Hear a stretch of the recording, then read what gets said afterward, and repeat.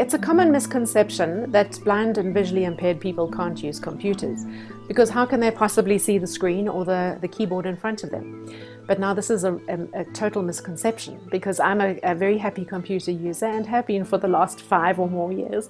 And the way I do it is because I have what's called accessibility software built into the computer, which reads to me as I go along and can navigate all sorts of web pages and emails and all sorts of things. It came standard with my Apple laptop in 2010, and it completely revolutionized my life as an author, because suddenly I could read through my own manuscripts. I could also hear when I made a mistake. So for example, if I'm writing a word like accessibility and it says accessibility, then I immediately know I've spelt it wrongly, and I can go back and make the correction. What's so wonderful is that I can also listen to the voice and all the intonations and the question mark, well, the sound going up at the end of the sentence. So I can actually hear whether the rhythm of the language sounds natural and if it's easy to listen to, which gives me a big advantage because, well, one thing I know is a lot of authors need to read through their manuscript after they've written it, just to hear, to sort of pick out mistakes and hear if the language sounds okay. But for me, that actually happens while I'm on the job. I can hear the dialogue and I can hear whether it sounds natural or not. And, you know, even if you repeat a word too frequently in the space of a couple of sentences or, you know, in a paragraph, that will immediately jump out to you when you're listening to it out loud. So that's the advantages of the accessibility software.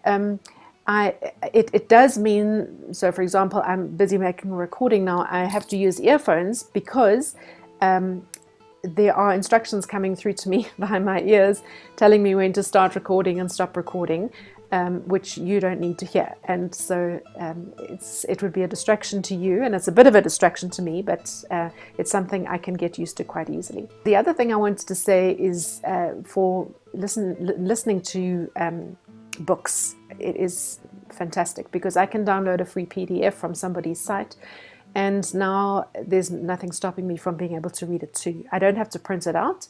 I don't have to read it on the screen. I can just put on my voice and read through the document as it stands, and I can pause wherever I want to, make notes, whatever. And so, you know, it's opened up the world incredibly to me. And I just wanted to say that because there's so many friends and families of visually impaired people who really don't know this. And of course, if the blind person himself isn't exposed to a lot of technology, or young people who are exploring the technology, or people like me who are older but happen to have connections who are exploring the technology, then it can be something that you actually are totally ignorant of, and you miss out so much because every day goes by and you just don't know that you could be reading the newspaper, you could be tuning into podcasts, listening to YouTube videos, doing all sorts of wonderful things if you could just access the computer screen without, you know.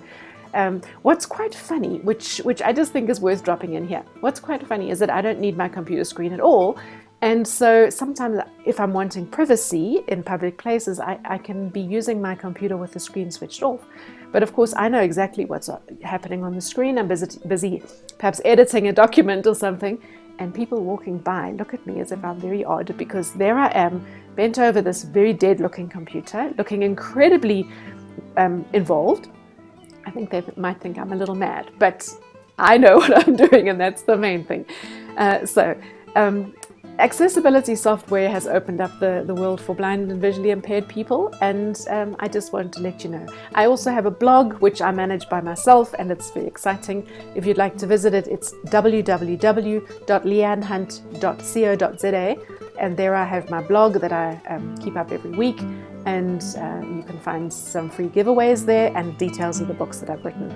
So please do pop across and have a look at that. Otherwise, just join me next time for my next video.